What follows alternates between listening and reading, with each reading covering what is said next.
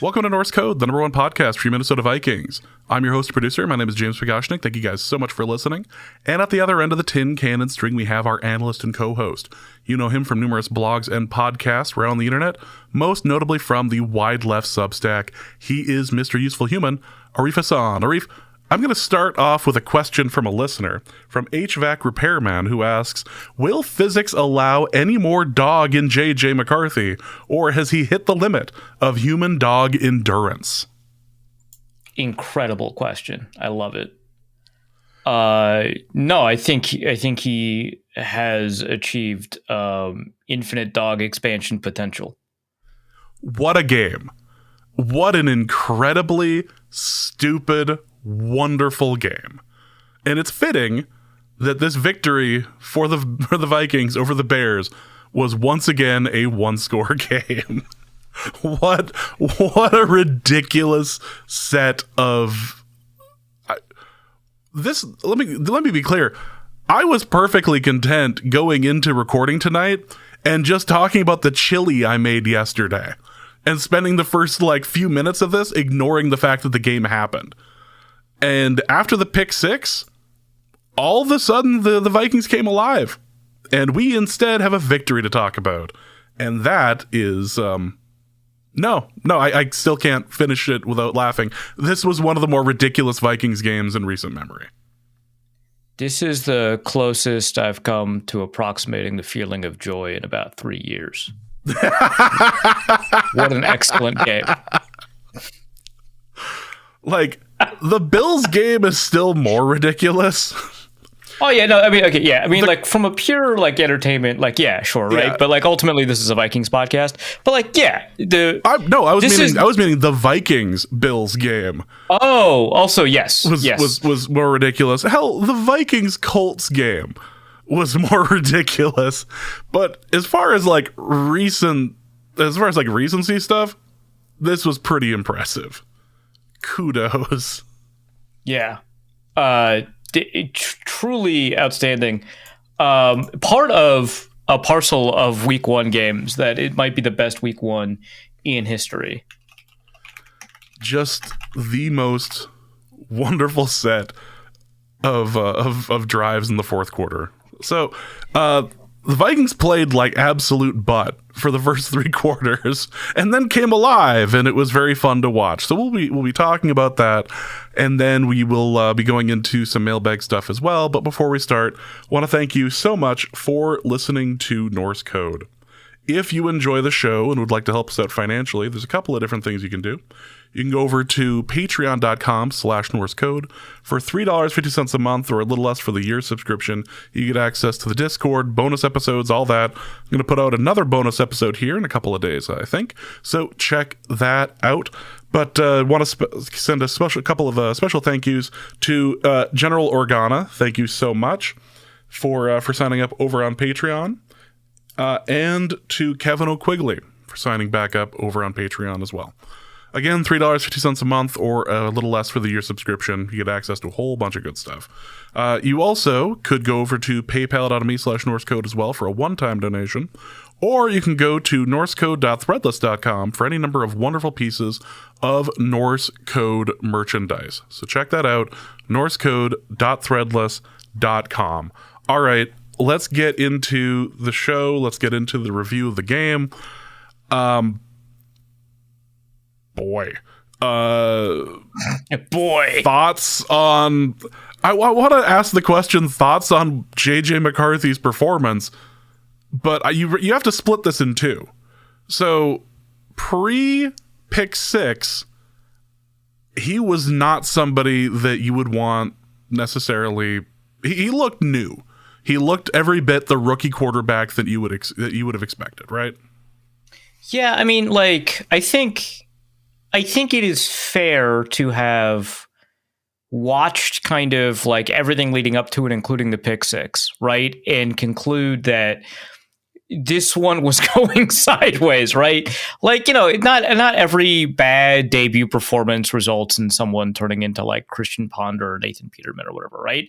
But it was also the case that the Vikings have created a little bit of an expectation, right? That JJ McCarthy was going to help them win games, right? That this wasn't going to be some kind of rebuilding year. And so even though you can give McCarthy a little bit of leeway, at that point, you're thinking like, these are the thoughts you're processing. Maybe you can give the player a little bit of leeway as he's kind of getting his legs under him and learning how to play NFL football at NFL speeds and actual NFL games.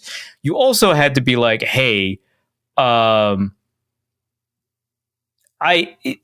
you told me that you specifically chose to move on from Sam Darnold, the 14-win quarterback, which it's unfair to call him that, but because JJ McCarthy was ready to play now, right? That was the whole deal.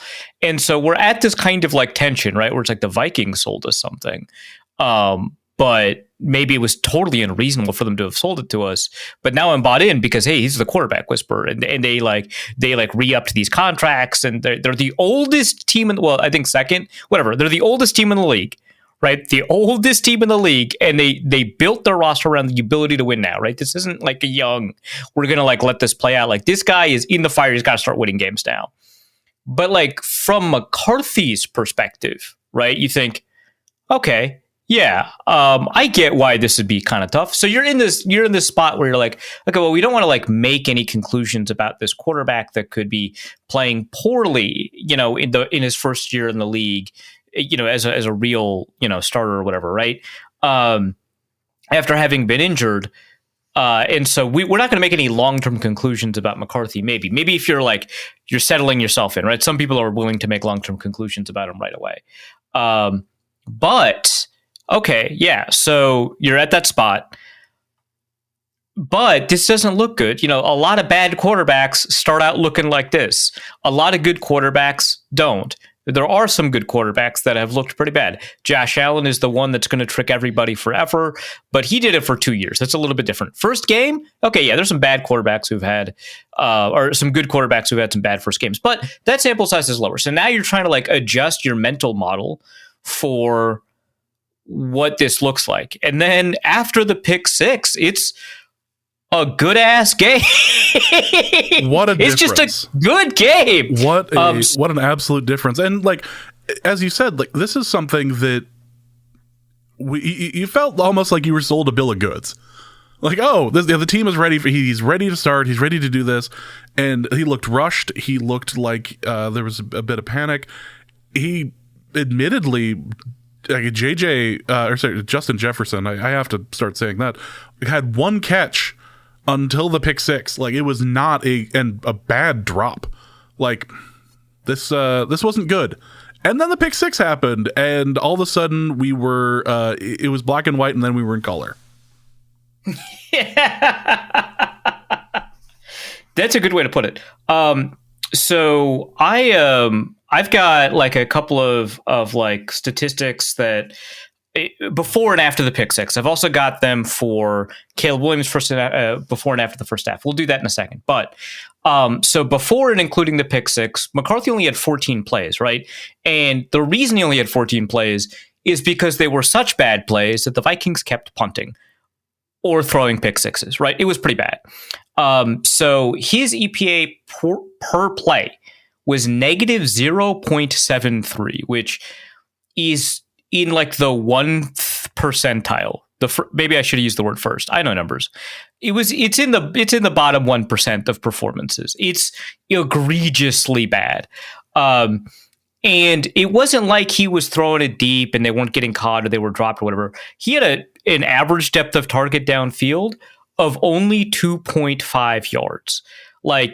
Atrociously bad. And the completion percentage over expected, given how difficult these throws were, was negative 10.7%. So he's got negative 10 total EPA, right? We're in a really bad spot. And so this is like Nathan Peterman kind of stuff. Maybe it's not quite the same as throwing 5 picks in the first half, but that's kind of where we're at. After that pick six, and we're going to include the designed run from McCarthy, which was also awesome. So he has 17 plays. So we've got 14 plays versus 17 plays. So he had negative 10.3 EPA. For the 17 plays, he had 9. So it's almost the exact opposite side of that. 9 EPA per play or 0.53 EPA per play, which is like in the 95th percentile. It's incredible stuff. Incredible stuff. So he had 16 passes, so 0.4 EPA per pass. His average depth of target downfield, not that much. There were a lot of screens. It was still only 5.1. But at least that is a quarterback, right? That is like, that's not an extended handoff. That's like, if we have a few more games of this, we can have like some Bo Nix, Mac Jones comparisons. Fine. He'll be open to it. I've made a bunch of fun of these kinds of quarterbacks. But he had plus 5.3 CPOE. That is incredible. And he obviously did an incredible job. In addition to, and the CPOE and the EPA per play don't include that dot to Jefferson that Jefferson didn't catch, right? Which is like uncharacteristic and stuff like that. And in the first portion that we're looking at, which also included the pre-pick six, there was a throw short to Jefferson that I also would have expected him to catch that I personally would mark as a drop. I don't know what PFF did. So it's 2 drops from the best receiver in the league. That's crazy, right? And he's not going to get the same heat as CeeDee Lamb, and I'm glad. Let's keep that under the radar. But he played really, really well after that pick six, and it's stunning, and it reminded me of the piece that, of all people, Luke Braun wrote about J.J. McCarthy's experience with mental fortitude and, experiencing loss, being a champion, going through depression, having kind of this oneness or whatever. And also, on top of that, we had this like quote from Kevin O'Connell. He's doing the post-game presser. The reporters are asking him questions. And Kevin O'Connell said he told J.J. McCarthy at halftime, "You are going to bring us back to win this game." And then he adds, the look in his eye was just fantastic. I don't know, man. Can you imagine Mike Zimmer doing that? I can't. I can imagine Mike Zimmer unloading a bunch of words that we're not allowed to say if we want to keep our iTunes rating. But I can't imagine that sort of like uplifting moment, say. That doesn't seem right. Yeah, exactly. And part of Kevin O'Connell's magic is his unerring ability to instill belief into the quarterbacks he's coaching. Not just his ability to believe, but to get the other players, and especially the quarterback, to buy into that belief. And now you get J.J. McCarthy, who's off field is outstanding, right? Like, I actually joked that that the Vikings drafted another Kirk Cousins, not because of the scouting report is similar. Like, McCarthy has better situational awareness. He's got better athleticism by a good margin. But the attitude that he had was very similar. But there is kind of a difference, right? In how authentic it feels and how much people buy in, how much charisma that you have when you bring that attitude. And if you can have Kirk Cousins' attitude without anyone being like, that dude's corny, F that guy, that's pretty huge. And that's kind of what it sounds like J.J. McCarthy is. So you've already got a guy who has been through the ringer and has won multiple national championships, one at the college level, one at the high school level, after having gone through a bunch of personal difficulties as well as competitive difficulties that have sent him into depression, right? So you've got this guy that seems to be kind of built for this sort of thing. And then you've got a coach that has the ability to believe and instill belief into a quarterback to produce this, right? So that happens at halftime. And yeah, it starts with the pick six, right? Because the pick six occurs at the top of the third quarter. But through that, you end up with a coach willing to call more deep shots for McCarthy, willing to have him control the game, willing to have him do those things, right? And it producing, right? So the Vikings had an 11-point deficit at one point in the third quarter, and they responded to produce a 10-point lead in the fourth quarter. Now, of course, it's a Vikings game, so they had to let the other team get within one score. But that's a 21-point fourth quarter is crazy. It's awesome. It's so cool. I don't know what else to add to that. What a huge swing ended up happening there. And this is a Vikings team that has a lot of questions. Questions at corner, questions at defensive line, questions at offensive line at the moment.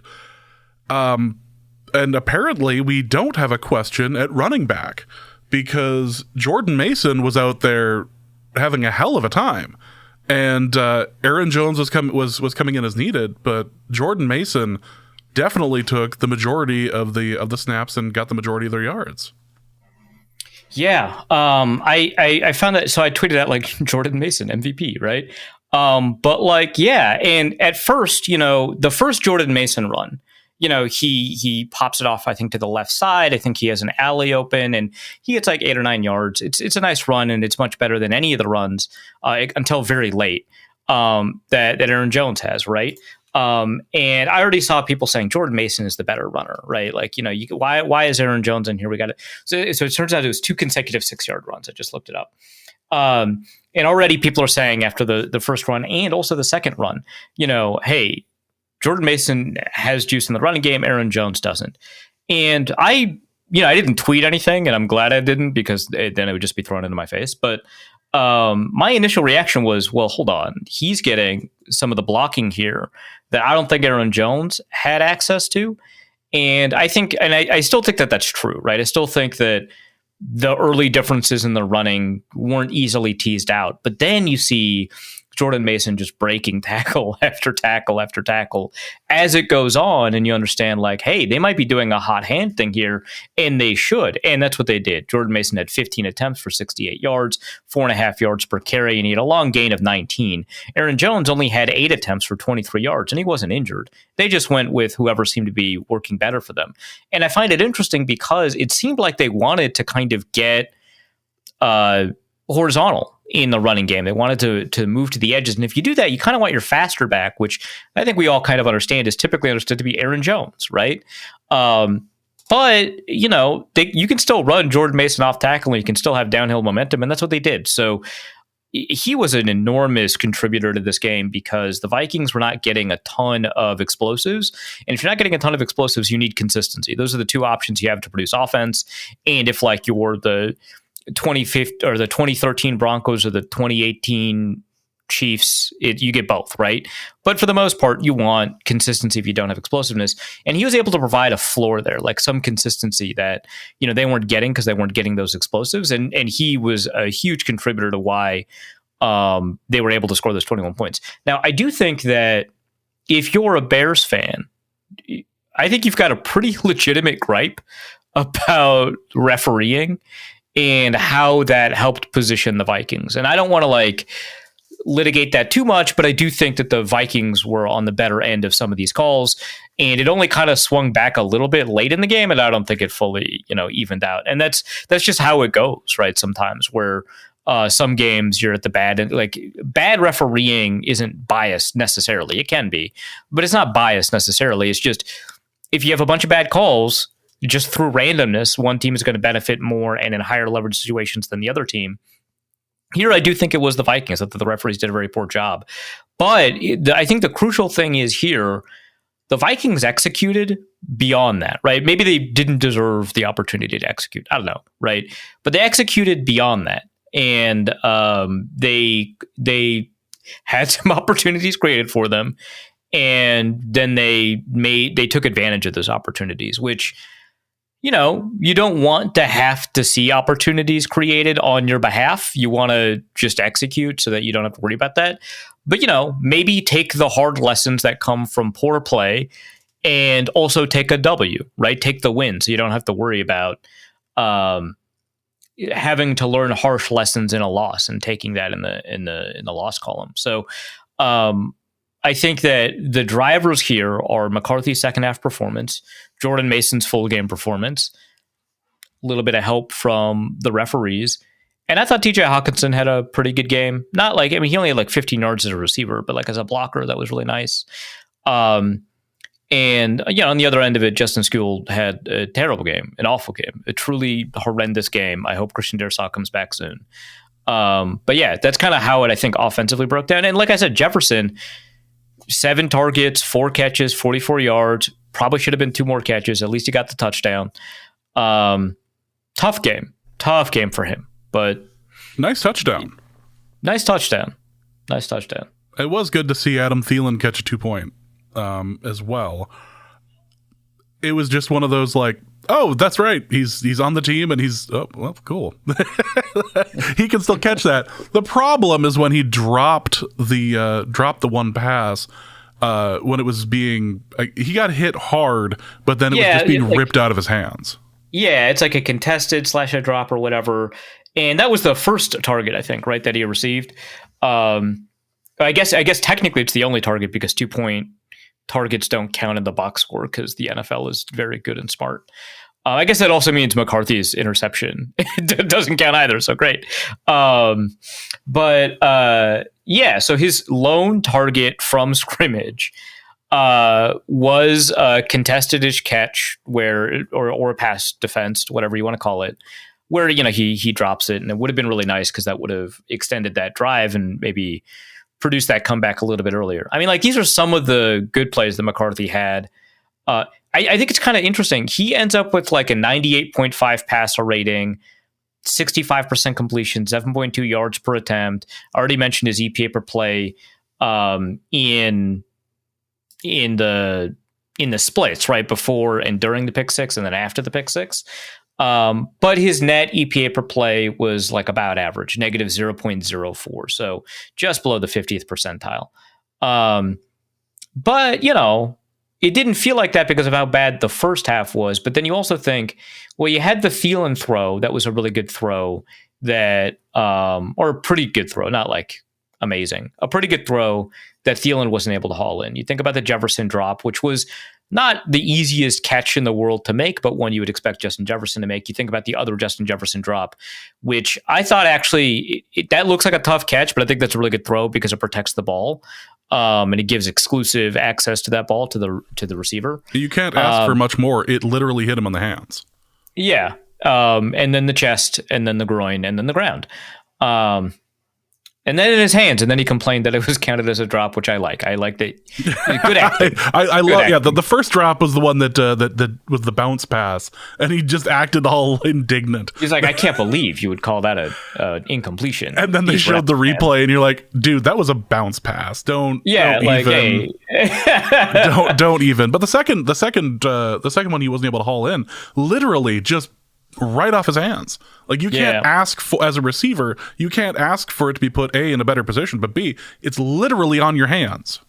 Yeah. So, like, in that sense, like, I'm not going to say in the aggregate he had an above average performance, because in the NFL, generally speaking, again, unless you're an explosives oriented team, which the Vikings want to be but aren't yet, consistency matters more, which means avoiding negatives, and they didn't do a very good job of avoiding negatives. But, like, he may have played better than maybe our gut vibe on this one is, because he had a couple of throws that weren't hauled in. And every quarterback has it, but he only had like 20 passes, right? So having 3 such throws is a pretty large proportion relative to most quarterbacks. So yeah, from that perspective, I think, I don't know, this, like, is this an encouraging game for the debut of the Vikings, future of the franchise? Cautiously, yes. But yeah, they gotta work on the stuff that wasn't good, right? Number one, Christian Darrisaw. But, like, it's not as if, we had the world's best game from Will Fries, right? Like, it's not as if we had the world's best game from JJ McCarthy. I don't know, that second sack was super interesting, right? Because he slipped out of pressure. That was really interesting. And he tripped, and it's like, well, some guys do trip more, and then you just have to account for that in your understanding of their athleticism.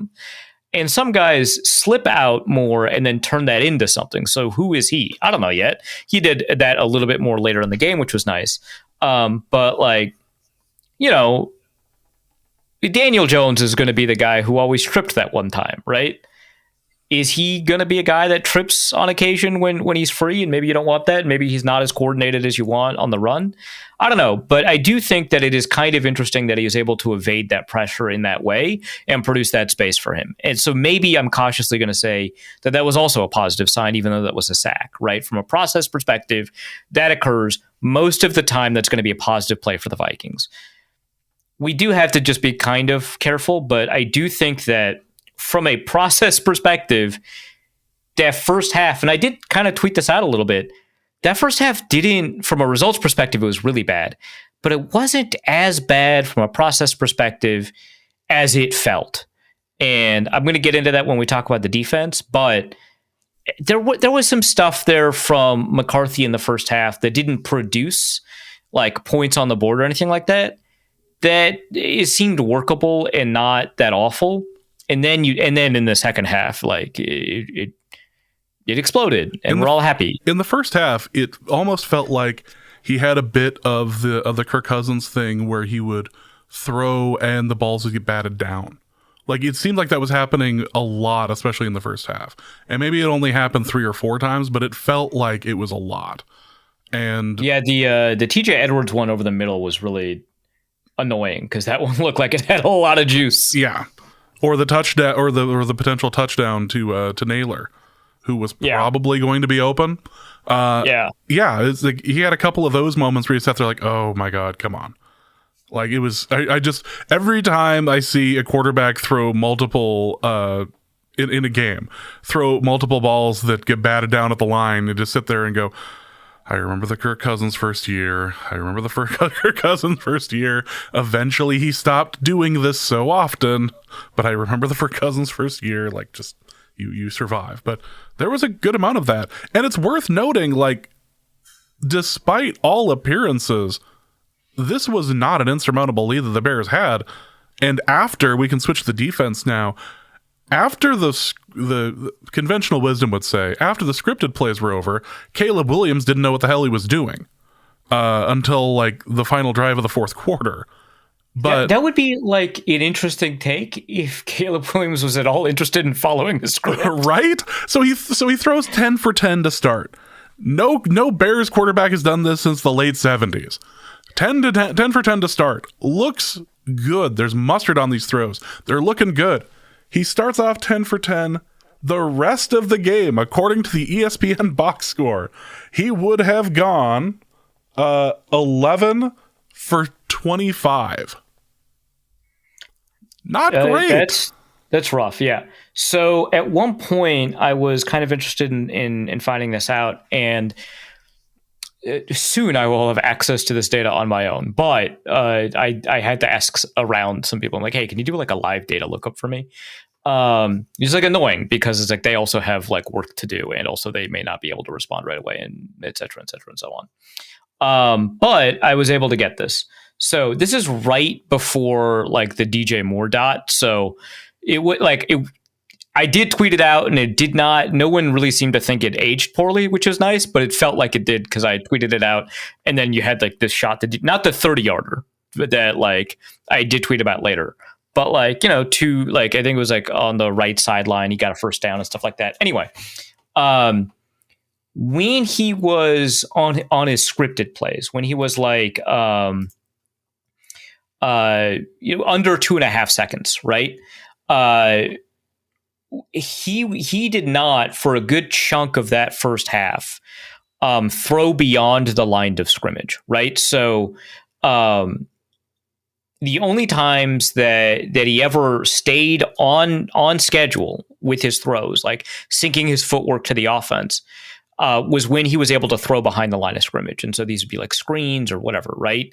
And because of that, I was like, I don't know that this is actually as alarming as it seems. Like, oh my God, please, if you get pressure on him, do something about it. Like hit him or sack him or like he cannot keep escaping, right? Like that's frustrating. But from the perspective of like, is this a long-term problem for the defense? Is this a long-term, operational advantage for the Bears?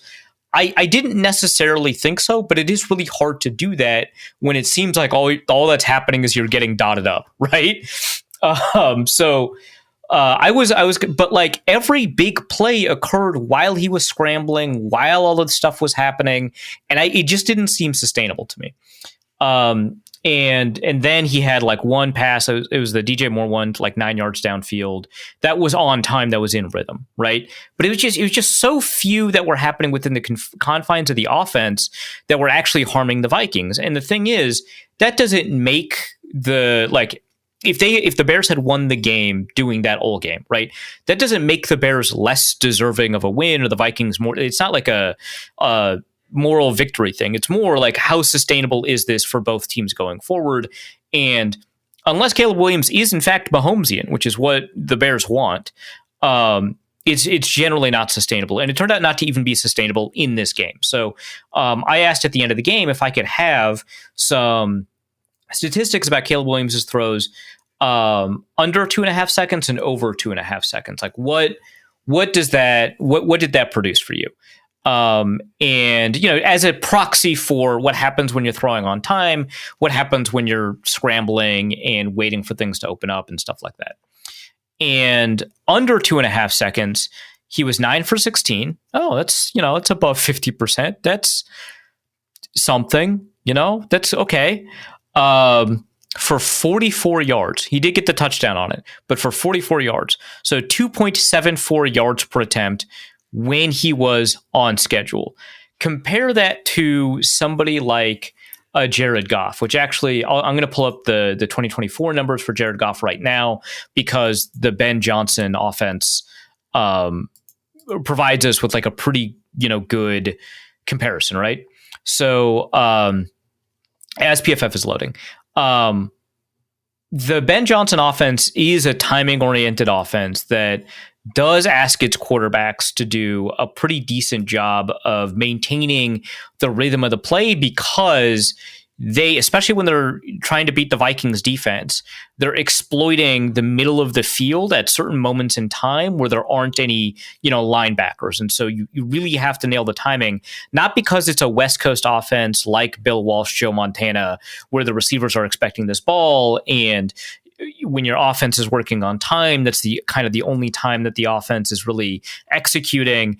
No, it's because of the nature of what the offense is trying to accomplish that it works better in time. So Jared Goff, last year when throwing in under 2.5 seconds, ranked 6th in the NFL, or tied for 5th in the NFL, rather, at 7.2 yards per attempt. Again, Caleb Williams, 2.7, like flip those digits around, 2.7. No quarterback actually in the NFL last year threw that poorly over the course of a full season. The worst was Daniel Jones at 5.1, so twice that. That not good that you can't throw in rhythm in time within the confines of the offense. You're just hoping that it just kind of works out, and eventually it'll get back to you. And the Vikings did adapt to that. So in the first half, their blitz rate, for whatever reason, I don't know why, was 25%. And in the second half, it was 55.6%. And that's important. It accelerated his clock. So even if the blitzes weren't getting home, right, it gets him to throw faster. Because what happened when he was throwing in over 2.5 seconds? Well, he's 12 for 21. So more of his throws were over 2.5 seconds than under. So he's 12 for 21 for 159 yards, or 7.57 yards per attempt. Again, not a great completion rate, but relatively explosive. And that's when you got that absolute laser to Rome Odunze to kind of start that first, or to kickstart that first drive. It wasn't the first element of that first drive, but it was a huge part of that first drive, right? He had that dot to DJ Moore. I believe that was longer than 2.5 seconds, that 30-yarder. That one's probably pretty close to, under over 2.5 seconds, because Javon Hargrave was, walking a guard into him at the time. But, for the most part, these explosives are coming off of him scrambling around. And generally speaking, not always, not all the time, generally speaking, we have found that is less sustainable both in games and like across games, right? You kind of just need to be good at both, right? And a good example of somebody who was good off script but not good on script last year, relative to each other, I should say, is Jordan Love, whose volatility has been a big problem for the Packers' consistency and success. They were 1-5 in the division last year. Yeah, they made the playoffs, of course. And then, they got plunkered in the playoffs. Not that the Vikings didn't, but I think that if we're diagnosing reasons that might be the case, it could be their over-reliance on these kind of big plays occurring in scrambles and stuff like that. So that's kind of what I was intuiting while I was watching the game, and it turned out to be the case. And it turns out the Vikings seemingly were with that. And so their blitz rate in the second half ramped up to 55.6%. This is per PFF's live charting. For context, 14, 15% is about the most conservative defense in any particular year. So that's a really, really low blitz rate, and low-ish blitz rates, like 10th percentile blitz rates, are around the 20% mark. So that's a low blitz rate. A really high blitz rate, when you exclude the Vikings for the past couple of years, which you need to do, is about 40%. So our range that we're reasonably looking at is 20 to 40% in blitz rate. In the first half, they were at a really low end of that range at 25%. And in fact, they were doing some interesting stuff that wasn't working out for them. They were doing a little bit more man coverage. And we kind of know, based off of everything that people have been talking about for this Vikings defense for the past 2 years, that they're unique in that they do these kind of empty, large zones behind these really aggressive blitzes, right? You send 6, you've got 4 deep, and you've got one linebacker patrolling the entirety of the underneath. And it seemed like they weren't really that interested in doing that in the first half. So 25% blitz rate. Second half, 55.6%, right? Which the Vikings did at one point have a season where they exceeded that for a whole year. It was at 60% in 2023. But when they led the league in blitz rate last year, it was closer to 41%, 42%. And so a 55% blitz rate is truly obscene, doing it in over half of dropbacks. And it was smart. It worked because it got him to shorten his clock. And he's just not as good as Jared Goff is when it comes to on schedule quick throws, and they took advantage of it. So really, really good stuff there from the Vikings defense in terms of how they responded, but it does leave these questions about kind of like, what is that secondary gonna do for them? Because I thought up front they were pretty good.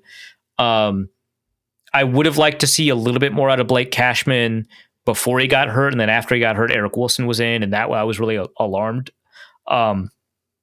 And then Eric Wilson has like one of the plays of the game, which didn't occur as a defender. So, I want to like be like, hey, the replacement didn't, but he was as a special teamer. He got the block on the punt. Outstanding work.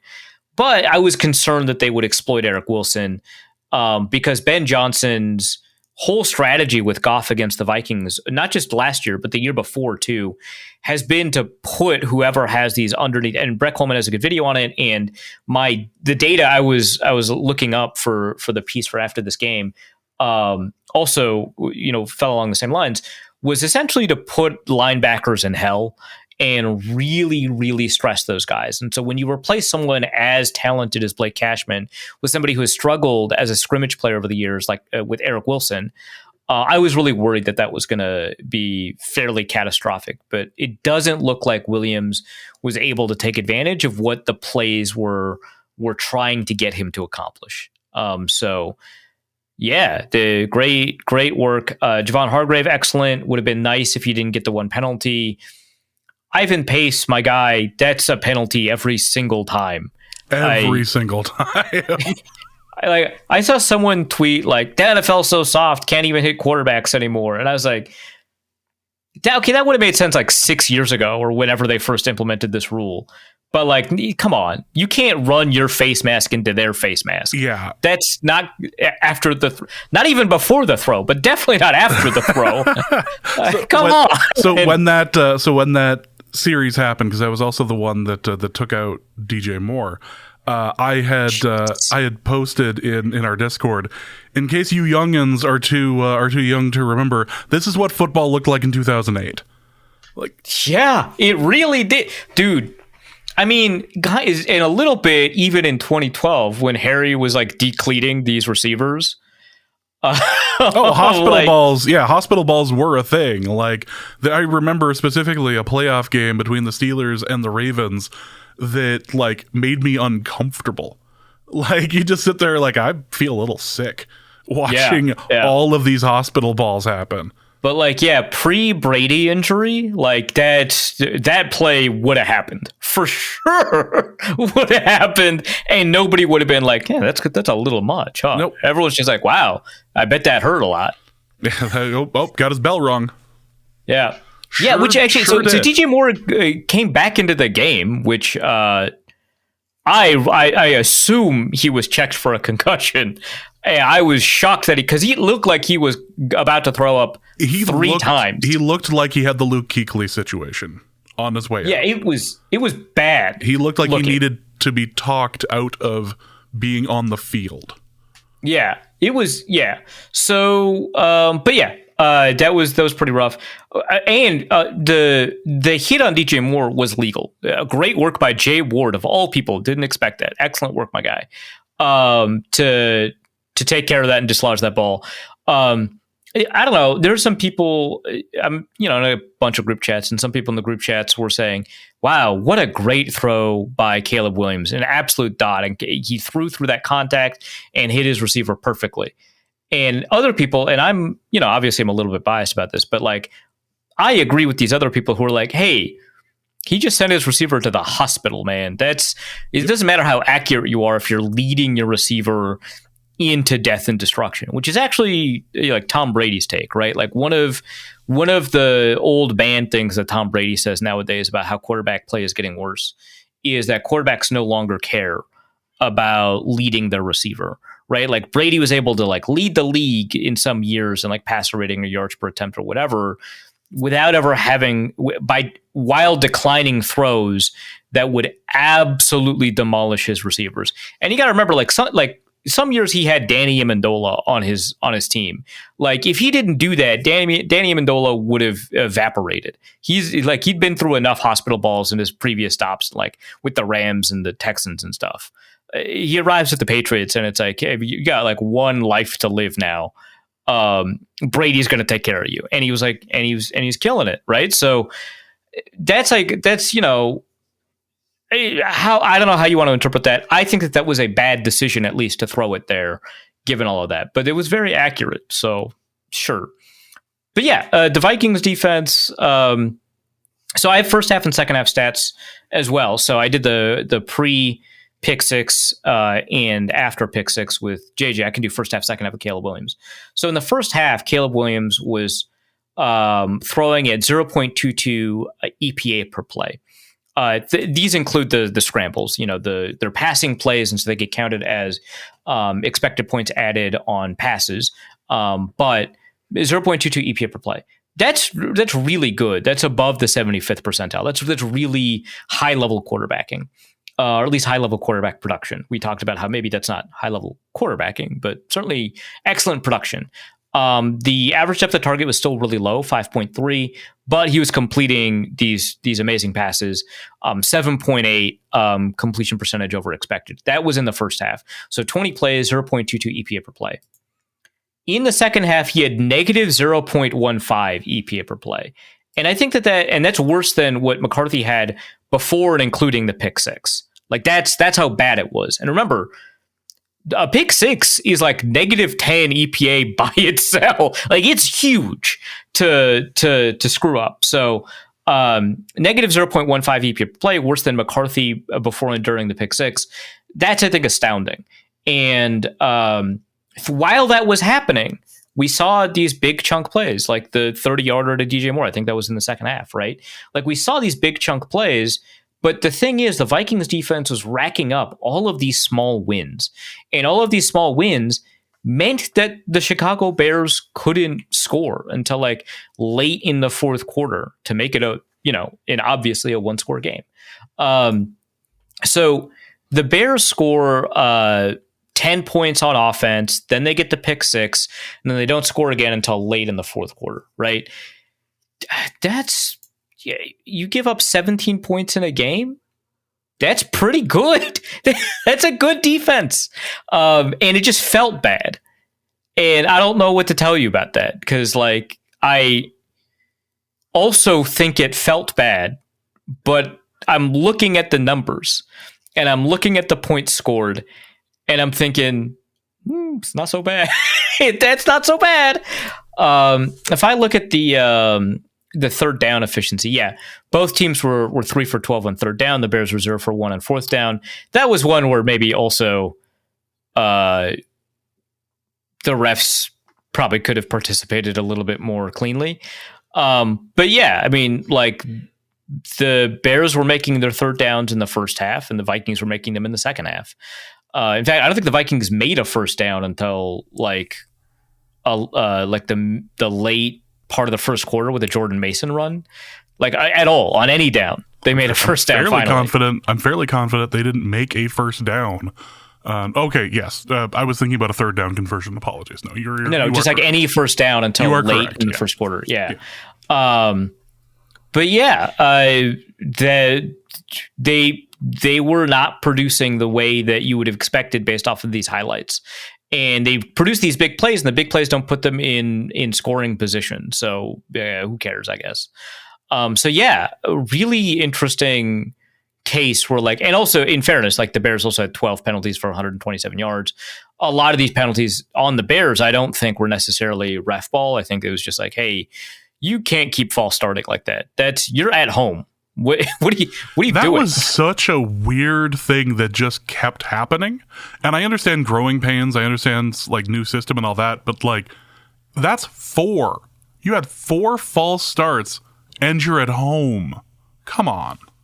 Yeah, it does kind of remind me of, I finally actually watched an episode of this year's Quarterback with Jared Goff and Kirk Cousins and the other one. Who's the other one? I don't remember. Oh, Joe Burrow. Oh, he's the coolest one. Why did I forget? But in it talks about Kirk Cousins adapting to, I think was it Arthur Smith with Atlanta was his offensive coordinator, adapting to Atlanta's offense, which had so many motions, so much pre-snap movement and precise timing and stuff like that. And he screwed up at the very beginning of the first game, where he has to, call the play, get to the line of scrimmage, check, set his protections, check, what needs to be checked, figure out if he wants to get into or out of a play. Then he needs to send the motion, and then he starts the count. And once he starts the count, he can't stop it. And it's instead of you hike on the sound, you say essentially the word to hike the ball, and then you wait 2 beats and then the ball is hiked. It's a precise timing play, and he called for the motion after he had said the sound instead of right before, and that resulted in a fumble because the ball hit the player that was motioning across. And it's just and he had to call a timeout because it was so difficult because when you have all of these motions in an offense, right? We talk a lot about, in the past 5 years, a lot of the analytics movement has talked about the advantages of pre-snap motion, and not pre-snap shifts, which also have advantages, but the statistical advantages of a player moving horizontally at the time of the snap. And this was big for Baltimore for a little bit. It was huge for Miami. And one reason that coaches don't do this is exactly what happened with Caleb Williams here, exactly what happened with Kirk Cousins in Atlanta, which is it's really tough and complicated.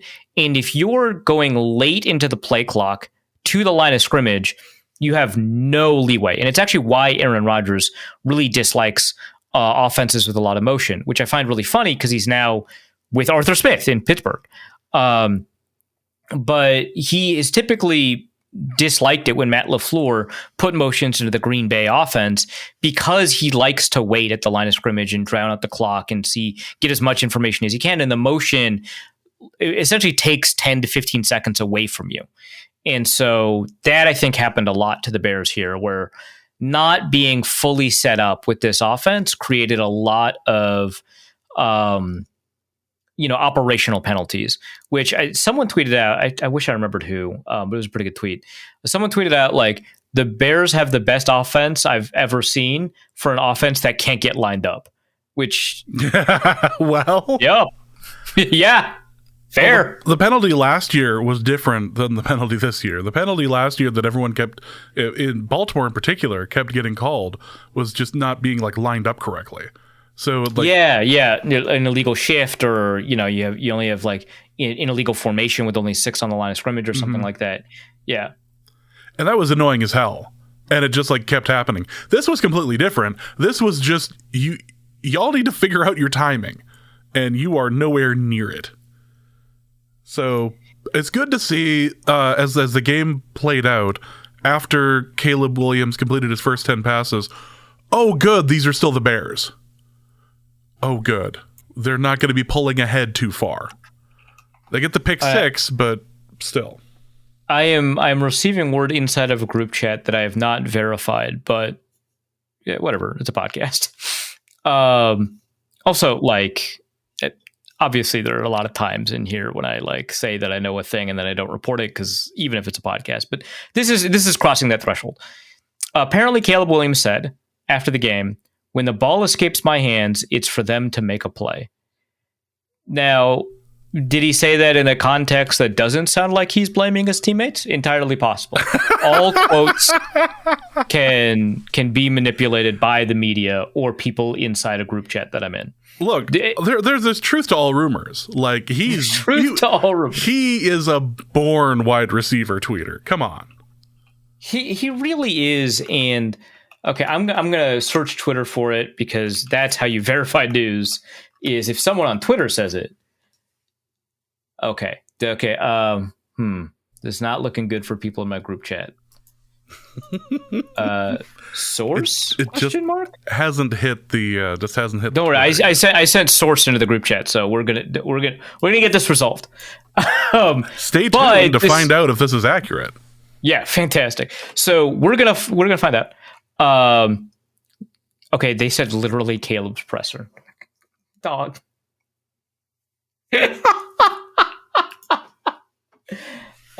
When the ball. There's a lot of money inside of this group chat. A lot of writers who have literally can't. Come on, you can't be memeing at me. I just want to know. My 12 listeners on my Vikings podcast need to know this. Unbelievable. How dare they not have specifics? Yeah. These people. Okay, well, if that is the attitude of a quarterback, it deals with a piece of reporting or multiple pieces of reporting from the same person. Yeah, the Ty Dunn stuff. Yeah, the Ty Dunn stuff. That it seems like nationally we're actually not getting as much interaction with, which I find fascinating for a couple of reasons. One is that Dunn's reporting has received a lot of national acclaim before. He's the guy that figured out that Sean McDermott praised the terrorists on 9/11 for their teamwork. And then Sean McDermott was like, I did do that and I shouldn't have. and all the Bills faithful were like, yeah, we were wondering when that was going to hit nationally. Yeah. A sentence you never want to say about something involving 9/11, but this is ridiculous. And he also was the one that did all the reporting on how toxic the locker room was with Mike Zimmer at the end of that tenure. He had a really good story about the Bengals, which was really well sourced. That it wasn't an investment. The Mike McCarthy situation in Green Bay. Right? Yeah, I was going to get to that. Yeah. The massages. Right. So like some of the other reporting that he does is like the Bengals stuff was like really positive, and so you don't get a lot of pushback. I actually didn't like that story because I thought it was too much of a puff piece, but doesn't get as much play. But the stuff that I think really kind of put him, I'm not going to say on the map because he's done a lot of stuff, but put him in the spotlight, I think, was the Aaron Rodgers McCarthy story, where he describes McCarthy as like leaving team meetings to get massages, and he describes Aaron Rodgers as somebody who's like really difficult to work with and shares a lot of these conspiracies. And there's a lot of stuff in there that now that I'm saying it is like, well, we already knew that about Aaron Rodgers. But this was like the first thing where we got a bunch of like locker room, like Aaron Rodgers refuses to talk to his receivers and he bullies people. Like we had later reporting from The Athletic that was like Aaron Rodgers doesn't tell receivers what the secret signals are, and he just hopes and prays that they learn them, I guess. That was later reported by The Athletic, but a lot of the stuff where Aaron Rodgers is like a bad teammate originally comes from Ty Dunn, which years later has like borne out through multiple, separate reports has borne out to be true. So Ty Dunn releases, and I DM'd him. I was like, hey, you, like right before not a week before the game, right before the game, man. So he releases a piece on Friday, Saturday, and Sunday. Just like the worst days to release NFL news. About the process by which the Bears selected Caleb Williams, the problems that Caleb Williams had with the previous coaching staff, and the problems the previous coaching staff, for sure, had with Caleb Williams. and what this means for the process that occurs within Hallis Hall, right? So Kevin Warren, who's former COO of the Vikings, president of the Bears, Ryan Poles, the general manager, 30-odd members of the scouting staff, former players, and coaching staff, and the way that Caleb approaches game day.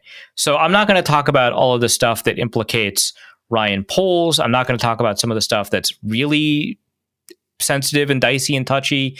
I'm not even going to talk about the framing of the story in a lot of ways, because I actually, Ty, you do good work a lot of times. I think that the people who are criticizing your framing of the story and the way that you describe Caleb Williams in non-reporting senses are largely correct. And I don't love a lot of the language that's used, but I think the hard reporting is worth discussing, which is that Williams refused to learn the offense, wasn't paying attention in meetings, continued to have the offense so narrowed down that it became impossible to work. And there's something that needs to be kind of discussed there, which is removing checks from an offense for a young quarterback is not that unusual. It is kind of framed in the story as remarkably unusual, but the same thing happened for Jaden Daniels, and he had an amazing year. But the degree to which the offense was restricted and slimmed down and everything was so severe that the offense essentially became unworkable. And then Williams did not have kind of the urgency at the line of scrimmage. He didn't have buy-in from teammates. But the thing that I want to focus on here is that he didn't have very good command of the offense generally, didn't have a good command of the language of the offense, and had a lot of operational problems at the line of scrimmage, either getting the play in, getting the play on time, managing the clock in tight clock situations. And that seems pretty relevant for this game where they couldn't get lined up. They just couldn't. And the motions were bad. They had an illegal shift in this game. They had at least 4 false starts in this game. And that might be relevant here. Like, the Vikings defense does a bunch of confusing stuff that exacerbates things, but I wonder if this is going to put a ceiling on the stuff that Caleb Williams can do. And the Vikings ultimately were the beneficiary, right? The benefactor is the one that like gives the good thing. The beneficiary is the one that like receives it, right? The beneficiary of this particular problem. So it took some time, but yeah, I all of that I think kind of wraps together in interesting ways. By the way, for a discussion of Ryan Poles versus Kwesi Adofo-Mensah, which again does not deal with a lot of the stuff that's in that Ty Dunn piece, which I've referenced enough times that we might as well just link it in the show notes. You check out Matt Freese's piece over at Wide Left about the comparison between the two general managers. It is an exhaustive and detailed comparison that I believe is like 7,500 or 8,000 words, which I love. I'm all about that kind of sickness. And because a lot of you listen to this podcast or subscribe to Wide Left, you are also clearly about that sickness. So check that out over at Wide Left. We published it the morning before this game, and it was a really good look into two general managers that have correctly faced a lot of criticism, but one of whom has had a really astounding record with his team, and one of whom has had a losing record. So check that out. But there's a lot of moving parts here that kind of all fit in kind of neatly into the narrative of this particular game. Any word on that quote? No one has followed up on that. Just hanging you out to dry.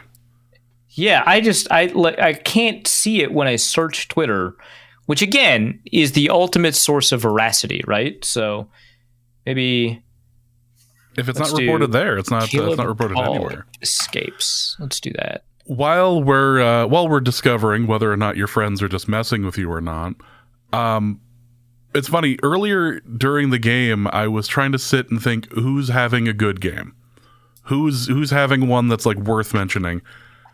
And it was hard because it was Will Reichard, and that was about it at that particular moment. Miles Price, don't forget Miles Price. Miles Price, the first half, yeah, but the 59-yarder, which boy, that was the thing about that field goal, and I just want to mention it for a moment.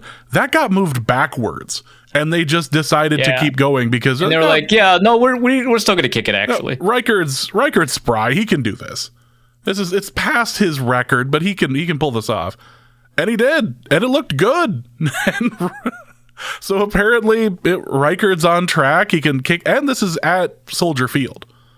And it's worth mentioning that later, when a kick was attempted from this angle, it from that in that direction as well, it did not go well. It did not go well for the Bears. Well, let's put a bow on this game. Is there anything else that we're missing that we should be discussing as far as good play, things that stand out, or quotes that are unverifiable? Still no updates. I've been looking at live tweets from people at the Bears pressers, and I have not seen any quote that resembles the one that was sent to me in a group chat. Nefariously, I have now decided, sent to me in a group chat. Everyone is out to get you. And yeah, that's ultimately my conclusion at the end of most of these episodes. Yeah, actually, yes. That especially last one. Yeah, okay. That or the one before with the Carson Wentz and the that I'd say it was over. I'd say that I overdid it, but I'm not admitting any fault here. You did overdo it. Also, Etsy Witch is trending on Twitter right now. No, that's for later in the mailbag. But it is trending. Oh, good. I just wanted to point out that Luke Braun wrote an excellent sonnet for the Carson Wentz episode. So I'm so mad. Not about the Luke. I mean, I'm also mad about the Luke Braun thing, but it's trending because of Seattle sports. Okay, all right. Is that? I can't believe Twitter was like, you might be interested in this. Before we go into the mailbag, we could talk about Richard Sherman tripling down. Oh yeah, that was crazy. And I chose this quote because of how absurd it was that he tripled down. So a lot of people had takes during and right immediately following the first half that McCarthy just doesn't have it. And I tend to think that most in-game tweeting is, I'm not going to say sacrosanct, but you got to give it a lot of leeway, especially because they're in the context of the specific event that they're reacting to, and you're not always going to know what that event is, or they're venting, right? And it's just well, you got to give some people space to vent, right? So I want to say I saw this a lot, and I'm not blasting most people who are McCarthy doesn't have it, we're doomed. It's okay, yeah, this is an emotional moment. I'll let you have it. So Richard Sherman tweets out, not sure JJ McCarthy is the answer in Minnesota. Answer capital A for some reason. This is the danger of letting the guy who you had success with walk for a guy you quote unquote think can do the job at a high level. Don't know why think is in quotes, but sure. And okay, that take by itself ages kind of poorly, especially because he's in the position as a professional analyst, but whatever. You probably shouldn't be putting takes out like that 1 quarter into a game. Now, mind you, this wasn't even into the second half. This is 1 quarter into the game. And the top 2 replies are, he's 21. Let's wait for more than 3 quarters of football in his career. And in all fairness, this is his first career start in the NFL. Let's give him a little more time to get his feet wet. Both pretty reasonable responses. And he responds to that first one with, it's not hard to see. I expected him to look this way, and he does. Would have been surprised if he played average. For some reason, average is also capitalized, but fine. And to the second one, they went 14-3 last season and let the quarterback walk for an unproven rook. The expectations are high. And that should be considered a criticism of the coach and not a determination of McCarthy's overall fitness for the role. But he doubled down. He said it's not hard to see. I expect him to look this way, and he does. Dog, wait. Just wait. Please wait. And he didn't wait. And now he looks very silly. It is unfortunate. A lot of us had the thoughts. We just didn't triple down on anything online. We were all just watching and going, oh, this is... So we're going to suck this year. All right, cool. Well, at least I know week 1. Yep. Let's go to the mailbag. Mailbag will be a good time. DT asks, is this the best worst game or the worst best game? This is the best worst game, I think. I think the first adjective modifying the second phrase, which is worst game in this case, grounds us into the default state, which is worst game. And then of those worst games, this is the best one, right? Whereas there's been a lot of best games, and at some point, one of those games has to be the worst best game. And I would think, the Colts game, right? The comeback, the Bills game, the comeback. A lot of the comebacks 2 years ago, a lot of those were best games, right? But they were probably on the worst end of best games, right? Like they weren't Minneapolis Miracle. They weren't the other overtime touchdown against the Saints. They weren't the complete and utter drubbings of the Packers that the Vikings have had over the years, right? But they're there. They're in the best game category. This one felt bad for most of it, and you emerge from it having survived, as opposed to being like, that was really good. Is it as good as blank game? No, but I'll mention it in the same sentence to tell you how good I think it is. No one's doing that. Everyone's like, man, I can't. Okay, great, fantastic. On to the next one. So this question was from the beginning of the second quarter. MVP candidate Carson Wentz asks, given the performance of McCarthy, is it worth questioning whether more preseason snaps would have benefited him? All right, well, Carson Wentz, you have to stay on the bench. You're very bad, and you're a bad person for asking this, and I will hold you, Carson Wentz, responsible for this question. But no, I think it's fair to actually ask if maybe more preseason snaps would be, especially because he did actually over the course of the game figure it out. But you're playing like with fire there, like you're playing real close to the sun. With like, he'll figure it out during the game. Like what? What if they score too many points before that happens? Right? Like you can't just come back from everything. So yeah, I think so. The Vikings have long held that the preseason snaps are equivalent to the joint practice snaps, and you get a much more rich experience and environment in joint practices anyway. So you don't need the preseason. Maybe you could have used the preseason. Just a bit more. Actually, I believe a number of the starters could have used a bit more of the preseason. Oh yeah. Just a tad. Maximilius asks, for Arif's magical kinesis corner, does the coaching staff teach players not to tackle and instead do the yakety sax shenanigans in order to maintain the close score wizardry? Or is it an unrelated bit? This is referring to Caleb Williams just being untackleable, like the greased up deaf guy in Family Guy. You just could not get a hold of him at all.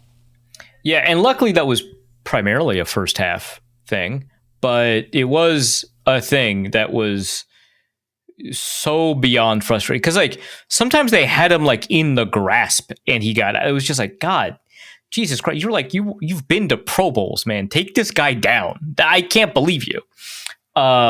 That was very, very frustrating. But eventually they hit him a couple of times and they sacked him at least once, ? So that was good. Again, Ivan Pace, please don't do that thing you did. But everyone else who took him down and got sacks and stuff, great. Keep doing specifically that. Let's go to Michael, who asks, sounds like Okudah got carted off at the end. Not good. And if he's out for some time, what are some realistic DB options from free agency or trade? Yeah, so I do want to get an update on Okudah, but I don't think I saw one. I'll take a look at Twitter right now as I'm answering this question. But so one issue is that one of the answers to this question, I believe, is not actually healthy yet. And so I can't actually say Asante Samuel. There's some semblance of understanding that like he might be healthy in October, which notably is a month from now. I don't know if any of you picked up on that. But yeah, I don't know. It sounds like based off of what CBS Sports is reporting, he's being evaluated for a concussion if he didn't come back in. I don't know, but like the concussion protocol, etc., he might be out for a week or he might be back within this week. And also because the concussion protocol is not definitive, it could be even as long as 3 weeks, although that's really rare. I don't think they'll do that though, which is frustrating. But, maybe you get Harry back and then you can play Jay Ward at corner. I don't know, man. It's they don't have guys. They just don't have guys. They need guys. They don't have them. And unfortunately, many guys no longer exist in any meaningful sense. Ponder that while I don't know. We're a pretty existential podcast, so I think that's a fair thing to say. Many guys just don't exist. They just don't exist, man. That's tough. Many people are saying this. Let's go to the real Jack, who asks, for our Reefs, this is an awkward time to ask this corner. Is there a consensus with the beat media about when a quarterback is or isn't working out? Like, did everyone agree preseason / early season last year that Darnold would be good? That Ponder would be terrible? Was tonight confirmation for JJ? Well, given the second half of that game, nothing was confirmed for JJ. No, I don't think that the beat generally converges around that very quickly, but I do think they converge on that probably faster than a fan base does, whatever the answer is, just because they're like in the same room a lot of the time and they talk about football because it's their job. And so that can create a little bit of convergence. But I just remember, like, I was down on Christian Ponder before most people in the media were, right? I stayed higher on Teddy Bridgewater far longer than I think a lot of people in media were. And that includes people in the local beat.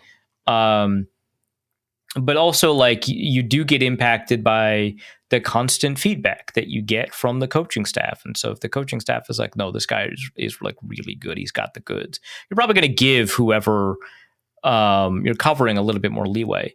But I don't know, like, you just remember like the Kirk Cousins stuff. Like, there were, I think, a wide range of opinions in Vikings media about the value that Kirk Cousins provided as a quarterback. And he was there for like ever, not forever, but like, since 2018 all the way up to 2023. Just 6 years, 5.5 years. Having a divergence on like the opinions there probably tells us that, because there's like some people in the beat that largely believed that he was doing a good job. And there were some people who were like, well, he can't get it done. You just can't, at the end of games, you just can't get it done. You can't win the big game. You can't win in prime time. And I think some people, caught into that and some people don't. And I think that the beat kind of separates itself out. But like, when you've got a quarterback that's like as bad as Christian Ponder, like, yeah, everyone's going to agree that guy's bad at some point. But how quickly that happens might depend on the individual member of the beat. Well, we're going to ignore the broken plate in the background if you're... I don't know what's happening, man. Stuff happens at the place I live in and it does not concern me. Nope. Well, you didn't break it, so it's not like you have to pick up anything. So yeah, see, this is all working out for you, and for that, I'm happy for you.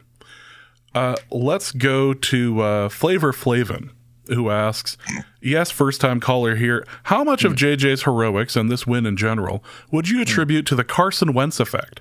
He just brings an aura. He just brings an aura of domination to this team and leads by example. I'll hang up and listen. I mean, if you'd say one thing about Carson Wentz, he does love being on the bench watching other people win big games. So he's got that going for him. And maybe that's a replicable skill that he has. And then you can just always have him sitting on a bench somewhere, somehow helping a team win just by being jealous or whatever. My 4-year-old plans to replace me asks, question for our Reefs Corner. You made a joke that Green Bay has a roster of wide receiver 2s. It seems like the Vikings have a CB1 and a roster of CB4s. Is that better or worse than Green Bay's roster building? Huh. I think it's worse. I think with positions where you create, like where you have optionality, where you get the choice, where you have the flexibility to choose what you're going to do, right?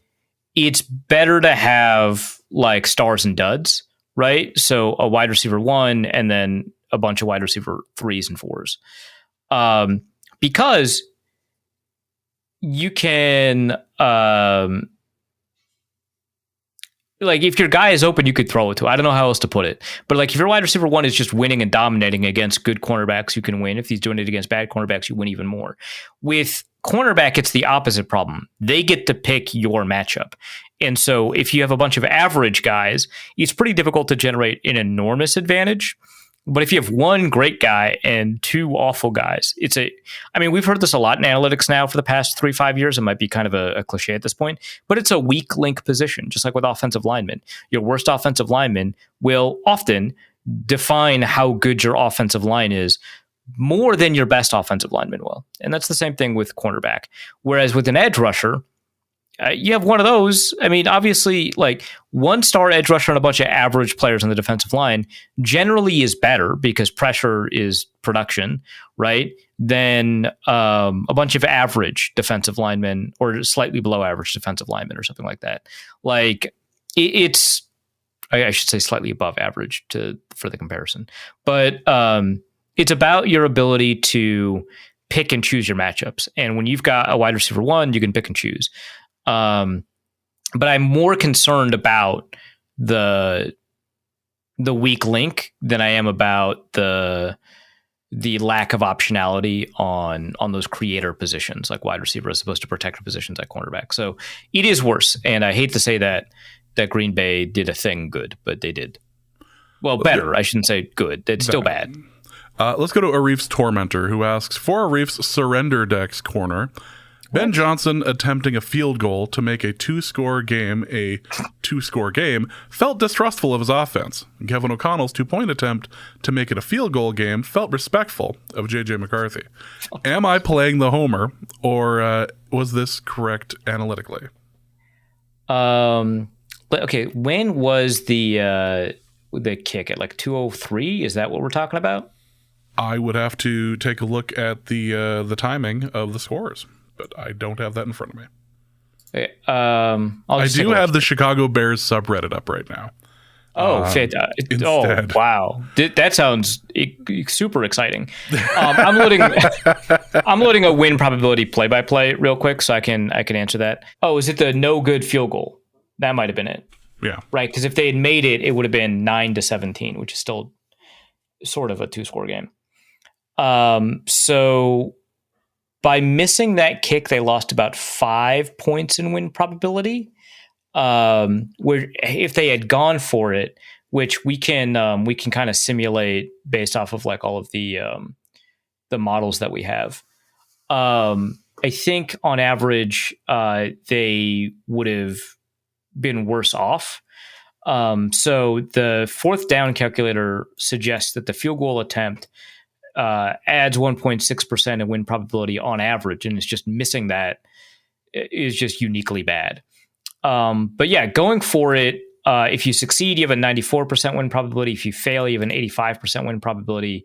The field goal, if you fail, has an 83% win probability. So a failure has a bigger impact here than anywhere else. Whereas if you succeed, you have a 91% win probability. So the rewards from a success are smaller than the rewards from a success for going for it. And the difference here is that the success rate is 73% and the go for it rate success is 9%. So if that's what you're referring to, no, that's probably not the best way to characterize the thing that you just said, but I respect it. I do appreciate that the Chicago Bears subreddit is pointing out that every time that Caleb Williams threw to someone and it was caught, they were a statue. He hit no one in stride. Oh no, they are dooming, huh? Uh-huh. They are. Whoa. They are.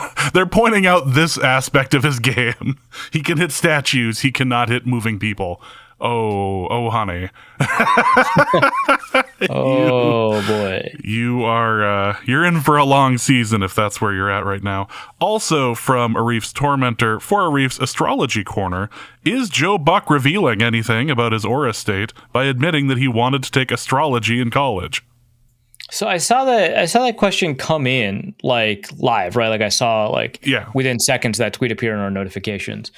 And I was like, did he just say that? I totally missed him saying that. Yes, he said that he thought he was signing up for astrology. It turned out he signed up for astronomy, and it was a bunch of math, and he didn't want to be doing any of that. But he wanted to be doing astrology. Why did he bring that up? I don't remember why. He just...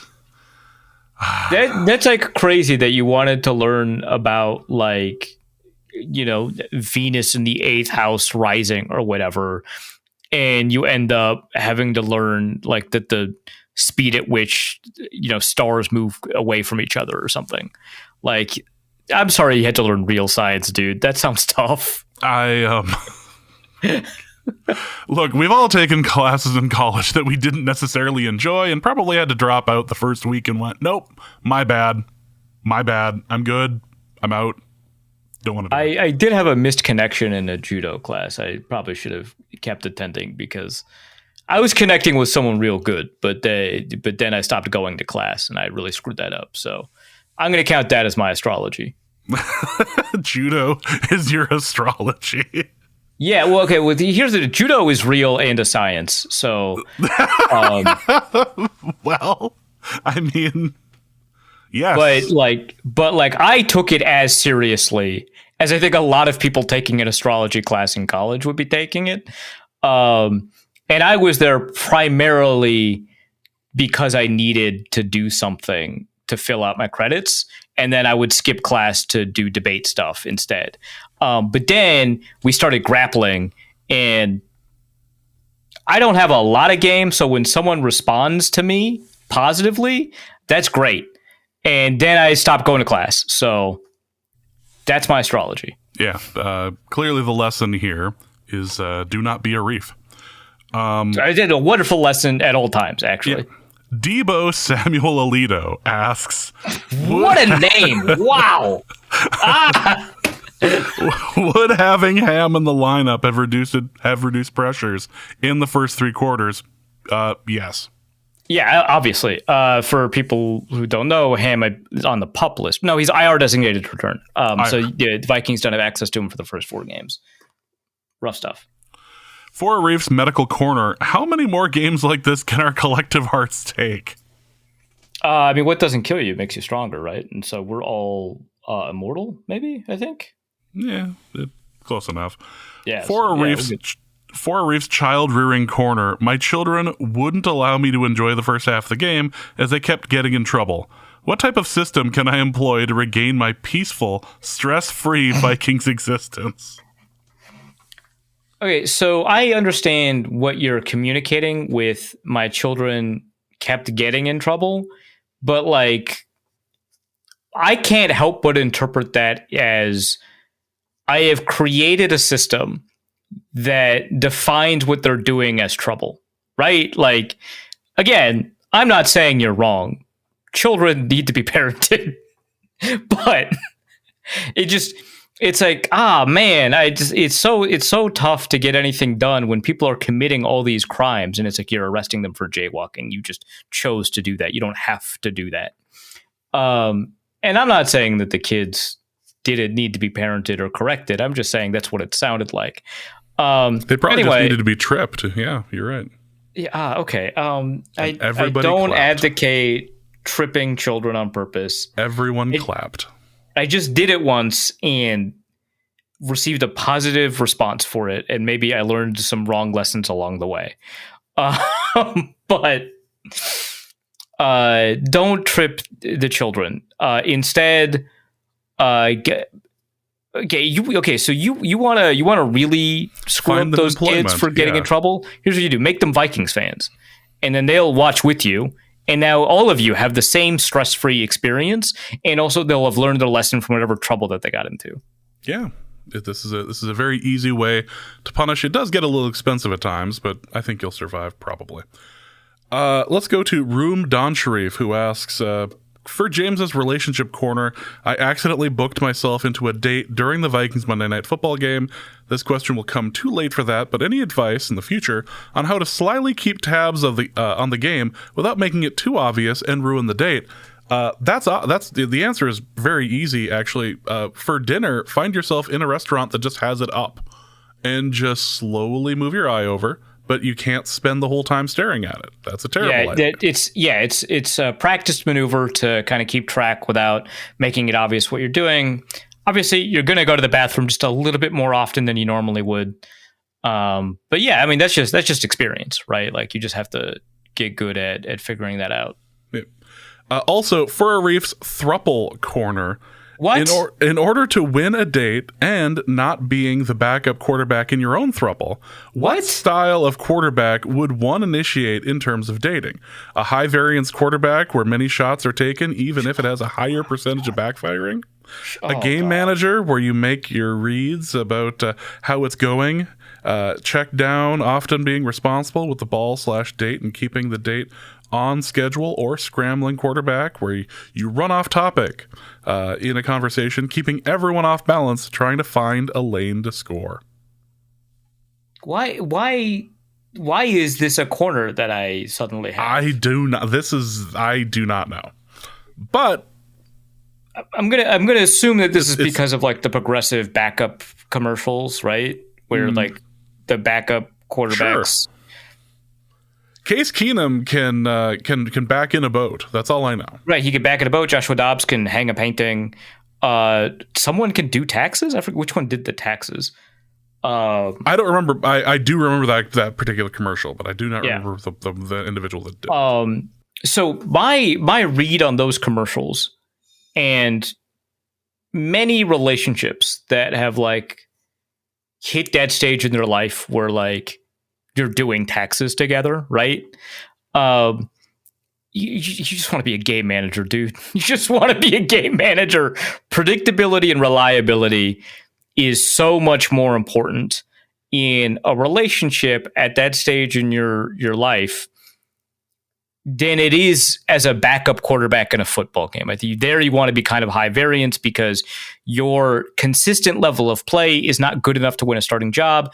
And so you will slowly over time lose position on the field, lose expected points. It's death by 1,000 cuts if the backup quarterback is stable.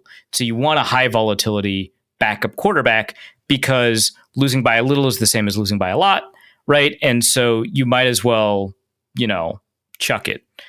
But I think in a relation, again, I don't know what this has to do with being a throuple, but I think that you'll probably win the long game of this. Are you trying to win in a throuple? I don't understand how this analogy works. I don't think you are. I think you want to build a relationship between the other two members. Isn't that how that works? Like it's like equitable, not like equal, right? Because you're not all doing the same things. You all fulfill different roles. You have different strengths and weaknesses, but like it's equitable, right?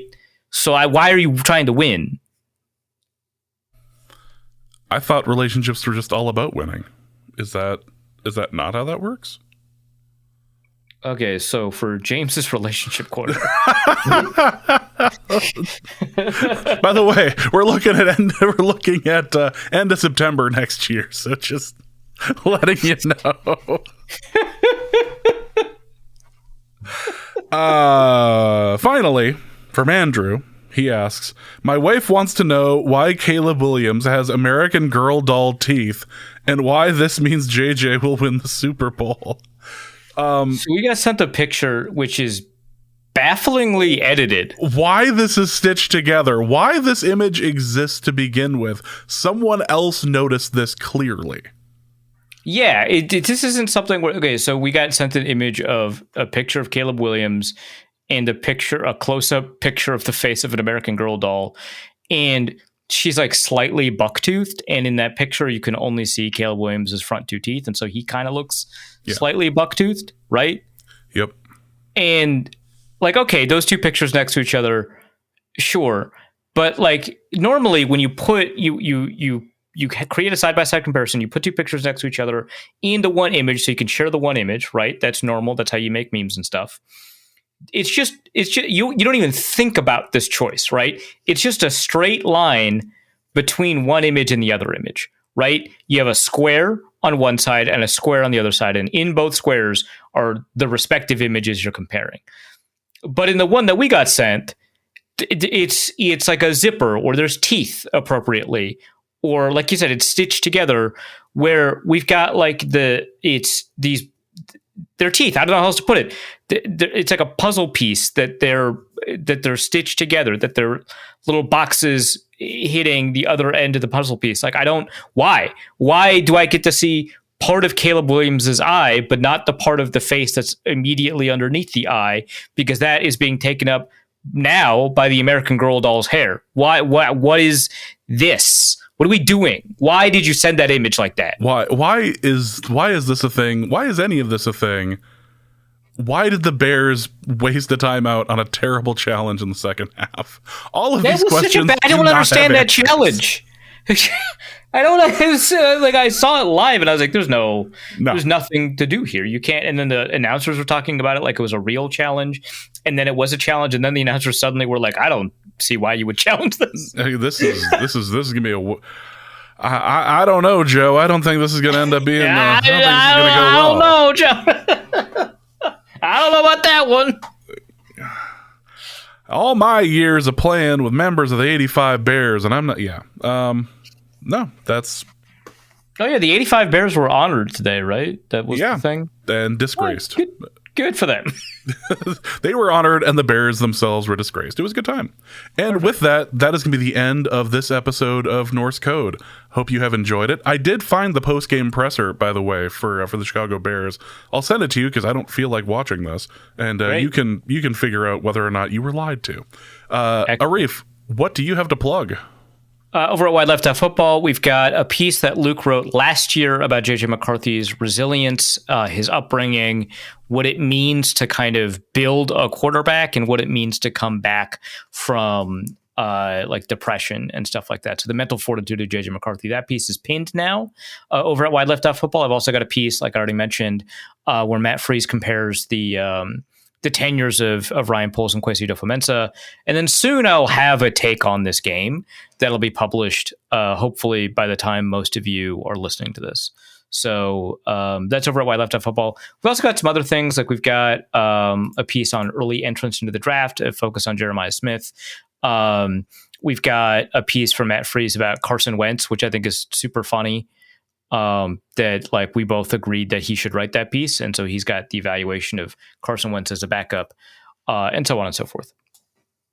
So that's gonna be it for this episode of Norse Code. Hope you have enjoyed it. We will be back on Thursday night to preview the Falcons game that'll be happening on Sunday night. We got 2 primetime games in a row.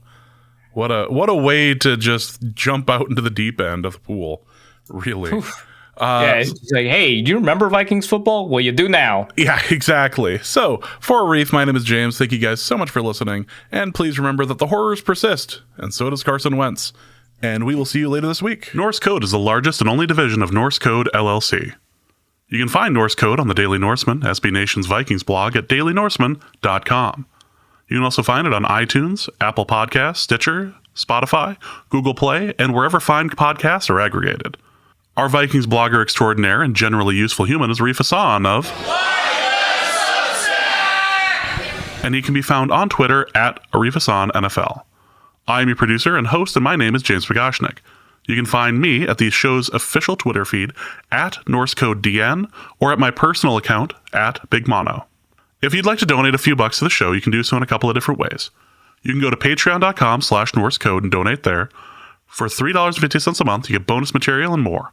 You can also go to paypal.me/NorseCode for a one-time donation, or you can go to norsecode.threadless.com and pick up some Norse Code merch. Any questions or comments that cannot fit in a tweet can be sent to norsecodepodcast@gmail.com. On behalf of the Norse Code staff, we thank you so much for listening. Our formula is this. All things are possible through the power of Ben DiNucci.